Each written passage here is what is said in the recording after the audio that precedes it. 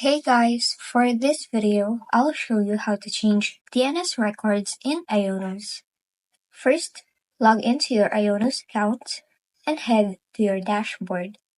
From there, click on Domains and SSL. In the domain list, find the domain you want to update. Click on the three dots on the right side of that domain, then select DNS from the drop-down. Here, you'll see all your DNS records. To edit an existing record, just click the Edit button or the pencil icon next to it.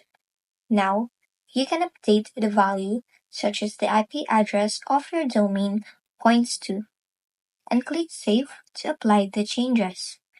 If you want to add a new DNS record, simply click on Add Record. Choose the record type like a CNAME or TXT. Then, enter the required value and set your TTL.